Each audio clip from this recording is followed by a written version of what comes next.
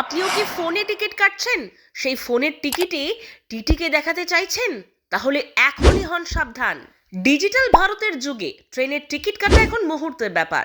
Mobile app, online booking সবই হাতের মুঠোয়। কিন্তু এই সুবিধার আড়ালেই বাড়ছে এক নতুন বিপদ, ডিজিটাল জালিয়াতি। বিভ্রান্ত হচ্ছেন যাত্রী থেকে শুরু করে টিকিট পরীক্ষকরাও। আর এই পরিস্থিতিতেই এবার কড়া সিদ্ধান্ত নিল ভারতীয় রেলের নতুন নির্দেশিকা অনুযায়ী এখন থেকে শুধু মোবাইলে দেখানো আনরিজার্ভড টিকিট আর বৈধ বলে ধরা হবে না। যারা আনরিজার্ভড টিকিটে যাত্রা করবেন তাদের সঙ্গে টিকিটের একটি প্রিন্ট কপি রাখা বাধ্যতামূলক। এই নিয়ম ইতিমধ্যেই কার্যকর হয়েছে।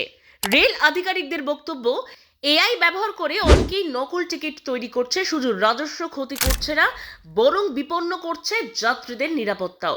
সম্প্রতি জয়পুর রুটে ধরা পড়ে এমনই এক চাঞ্চল্যকর ঘটনা।